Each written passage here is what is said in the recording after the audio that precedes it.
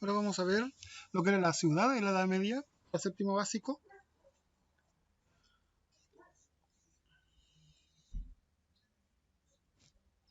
Pero las condiciones en Europa hacia el año 1000 eran muy precarias y duras. La esperanza de vida era alrededor de 40 años y las tasas de mortalidad muy elevadas debido a las guerras, como vemos acá, al hambre, las enfermedades y otras condiciones. Es decir, en esta época, en el año 1000, era muy difícil que las personas lograran superar los 40 años de edad y la tasa de mortalidad, la cantidad de gente que moría, ya sea en el nacimiento, por hambre, por enfermedades, era muy alta.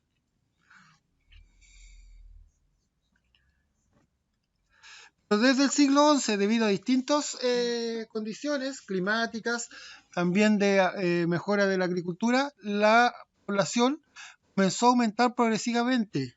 El siglo XI, recuerden que abarca desde el año 1000 al 1100. Como vemos acá en el gráfico, en el año 1000 habían alrededor de entre 40 y 45 millones de personas, que fue creciendo lentamente hasta llegar a los 50 millones en el 1200, es decir, en 200 años aumentó poquito más de 5 millones de habitantes, lo que es Europa. Pero si se fijan, luego en los próximos 100 años, entre el 1200 y el 1300, la cantidad de población aumentó casi prácticamente al doble de lo que habían en principio del año 1000. Es decir, aumentó muy rápido la cantidad de población en este sentido, en 1150 al 1300, en 150 años prácticamente el 25 millones. Esto era debido directamente relacionado o fue causa del buen rendimiento agrícola y ganadero, gracias a las innovaciones que hubo en las técnicas agrícolas, muchas usadas en la antigüedad, que fueron ahora retomadas y perfeccionadas. Lo anterior entonces, al haber más cantidad de gente, estimuló la búsqueda de nuevos lugares para habitar y cultivar, incentivando las migraciones a las ciudades, lugares antes deshabitados como los pantanos, los bosques, las faldas de las montañas, las que pasaron a ser áreas productivas. Es decir, como había más cantidad de gente, la gente necesitaba ocupar más espacio. Y eso incentivó a que se volvieran a ocupar las ciudades que ya existían, como por ejemplo Roma, y también poder empezar a ocupar zonas que antes no se usaban, como los pantanos, los bosques, las faldas de montaña, para poder habitarlas. Entre las innovaciones agrarias tenemos varias. Una que tenemos aquí, el sistema de rotación trienal, dividida la tierra en 3 secciones, como vemos acá, y se cultivaban solo 2, mientras que la tercera quedaba en descanso o barbecho. Por ejemplo, acá tenemos y se cultivaban en las 3 distintos tipos de cultivos. Por ejemplo, el cultivo 1, vamos a decir que puede ser maíz, cultivo 2, trigo, y en la tercera parte de la tierra no se cultivaba y se dejaba en descanso. Luego al año siguiente, la parte que se había cultivado acá queda en descanso, se cultiva trigo, maíz en los otros 2. Luego la tercera parte, que en el tercer año quedaba en descanso, cultivándose las otras 2. Esto permitía primero aumentar la superficie cultivada y por ello la producción, pero también le daba cierto descanso a la tierra para que pudiera volver a juntar, a acumular nutrientes, para que nuevamente se pudiera trabajar y aprovechar este segmento que se había dejado en descanso al año siguiente. Y también al ir cambiando los cultivos, ciertas plantas necesitan cierta cantidad de minerales y cierto tipo de minerales, al irlos cambiando no se sobreexige el terreno. También por eso era más productiva lo que eran los cultivos desarrollando este sistema. También se creó el arado de vertedera, hacía los surcos más profundos y revolvía mejor la tierra. Esto dejaba la capa rica en nutrientes más cerca de la superficie o cerca del sector donde las plantas necesitaban para absorberlos. También se comenzó a usar más el caballo en lo que es la agricultura, que con su mayor velocidad y capacidad de arrastre permitió arar tierras más duras, aumentando la superficie cultivable. Antiguamente lo hacían las personas, estaban arando su propia fuerza, y al usar el caballo, comenzar a usarlo, era más rápido y podía abrir surcos en tierras que eran más duras. También comenzó a usarse los instrumentos de hierro como herramientas que eran más eficientes y duraderas, no se rompían con tanta facilidad como las que existían hasta anteriormente. Los molinos también se sustituyó entonces el trabajo humano. Acá vemos un molino de viento en la molienda del grano por molinos hidráulicos, que eran los que tienen una rueda acá, pasan el río y va moviéndolo, el mismo proceso, y este es viento, de las aspas se mueven, giran el engranaje, va girando esto y va girando la piedra que está moliendo el trigo en este caso para formar harina. La piedra, este sistema, al usar la fuerza de la naturaleza, no era necesario estar todo el día, una persona que estuviera todo el día moliendo el trigo, moliendo, generando la harina, sino que ya se podía, quedar un poco más libres las personas y también al hacerlo en este tipo de trabajo, se, se lograba mayor producción.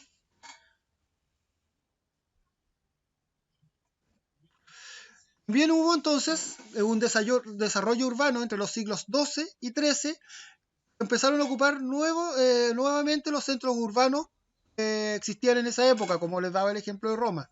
Pero también surgieron nuevas ciudades a partir de emplazamientos de los castillos y monasterios, especialmente relacionados con el comercio y la producción artesanal. Entre ellas está Venecia, Génova, Barcelona, entre otras. Es decir, se fueron generando ciudades alrededor de los castillos y las catedrales, que podrían haber sido ciudades que ya existían, o generaron nuevas que servían principalmente, su objetivo era para el comercio y la producción artesanal.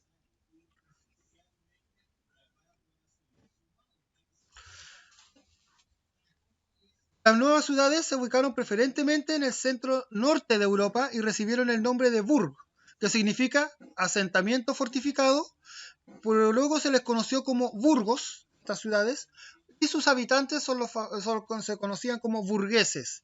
Como vemos, la principal característica de la ciudad, de los principales componentes, era que tenían una catedral, a la cual ayudaban la construcción todas las personas de la ciudad, ya que daba cierto nivel de estatus tener la mejor catedral.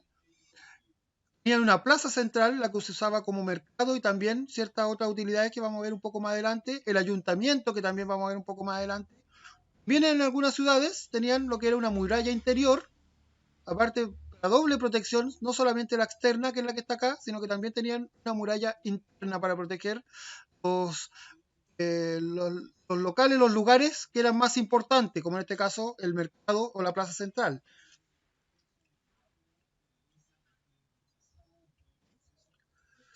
Entonces, como veíamos, se organizan las ciudades en torno a municipios o ayuntamientos, que eran entidades autónomas, tenían la atribución de poder gestionar todos los aspectos de la ciudad, como la resolución de conflictos entre las distintas personas, la administración de los recursos públicos, y luego fueron creciendo y se consolidaron gracias a las actividades comerciales que se desarrollaban al interior de la ciudad.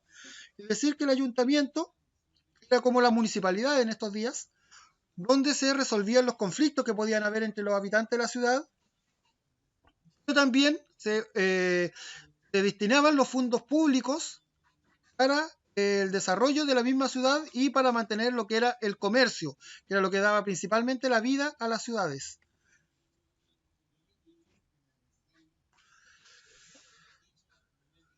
Estas dinámicas estimularon el surgimiento de nuevas estructuras y grupos sociales. Los oficios se organizaron en gremios y apareció la burguesía, integrado fundamentalmente por comerciantes, banqueros y dueños de talleres artesanales que pronto, gracias al comercio, se volvieron el sector más rico de la ciudad y fueron obteniendo control en los gobiernos municipales. Así fueron teniendo cada vez más dinero, especialmente los comerciantes y grandes artesanos, los banqueros también que fueron surgiendo en esta época, para obtener mayor poder también político, obteniendo control de los gobiernos municipales, de las alcaldías, por decirlo de alguna forma. ¿Cuáles eran las características de las ciudades? Que estaban rodeadas por altas murallas para la protección de la ciudad misma. Como vemos acá, tenemos una muralla que rodea la ciudad para protegerla, una alta muralla, para impedir el paso de algunos invasores, gente que quisiera hacer daño dentro de la ciudad. En las puertas, como tenemos acá una puerta, se cobraba el impuesto sobre las mercancías que entraban a las ciudades, se cobraba impuesto para las mercancías que llegaban de otros lugares para abastecer las ciudades. Las puertas se cerraban de noche, pero se mantenían abiertas durante el día para permitir el intercambio comercial principalmente. Los edificios más destacados eran la catedral, el ayuntamiento, las iglesias que podían haber en cada barrio, aparte de la catedral, cada iglesia, cada barrio tenía su parroquia, los palacios que también construían algunos nobles y burgueses que tenían el dinero suficiente para construir sus palacios.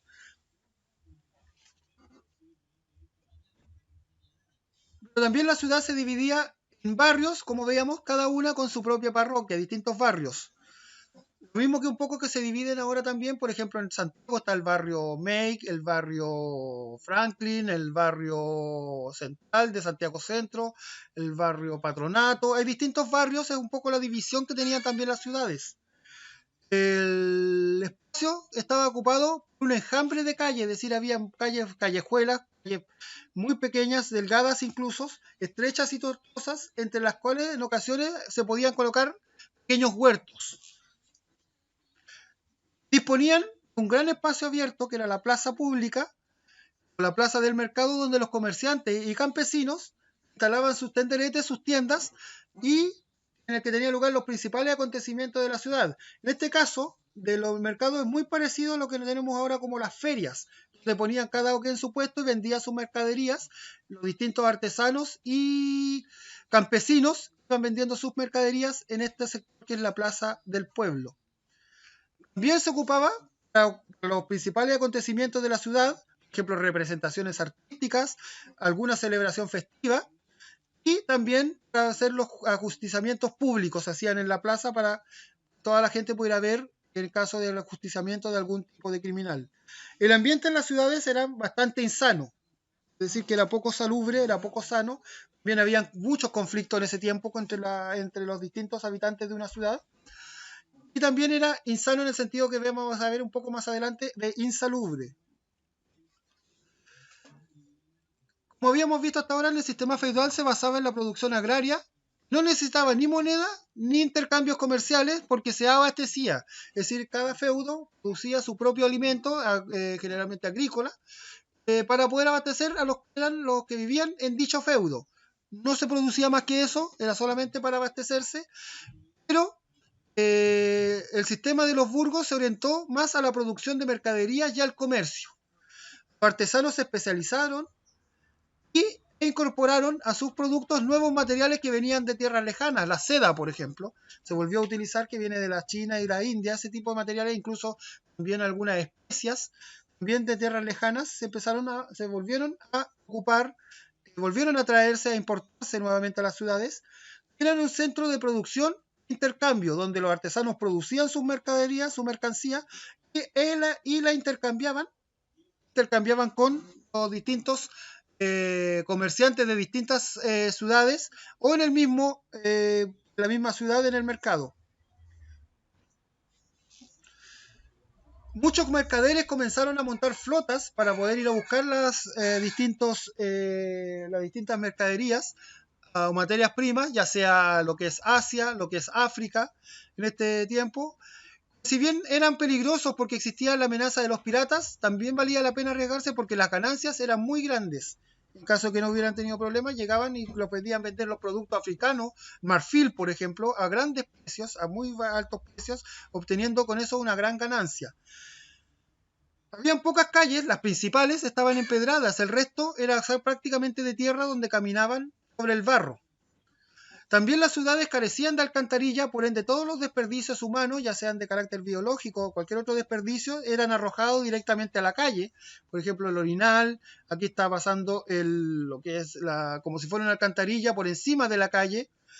Por ende, las enfermedades, las pestes, eran muy frecuentes en estos lugares. Bien, aquí vemos en la fotografía cómo dejaban los cadáveres fuera de la misma calle para que fueran retirados, es decir, era muy insalubre en esa época. Como las viviendas eran principalmente de madera, el material principal que se usaba en este tiempo, se producían numerosos incendios y la verdad un incendio que iniciaba en un lugar podía abarcar toda la ciudad. Los mercaderes y artesanos estaban permanentemente amenazados por ladrones debido a los dineros que tenían en las mercancías con las que trabajaban. Incluso los señores de la ciudad que inventaban impuestos para poder quitarles el dinero o incluso créditos para así poder, ¿cómo decirlo?, embargar sus negocios y con eso obtener las riquezas de los comerciantes. Pero el poder de los gremios creció a tal nivel que en algunas ciudades llegaron a disputar el poder con los señores y hasta gobernaron por su cuenta. Es decir, ya no eran tan poderosos los señores feudales que estaban anteriormente, los reyes, príncipes, sino que los comerciantes empezaron a ocupar mucho poder, burgueses, y el dinero también de los burgueses terminó con las ideas feudales que existían, ya que ellos podían armar sus propios ejércitos y por ende ya no necesitaban la protección del señor en el sistema de vasallaje, que fuera el señor o el noble del pueblo, el conde, el príncipe, que los protegiera con su ejército, sino que ellos eran capaces de pagar un propio ejército para sus negocios. Por ende, ya no necesitaban esta protección que fue acabando y minando las ideas que habían llevado al feudalismo y que se habían mantenido hasta ahora en toda la Edad Media.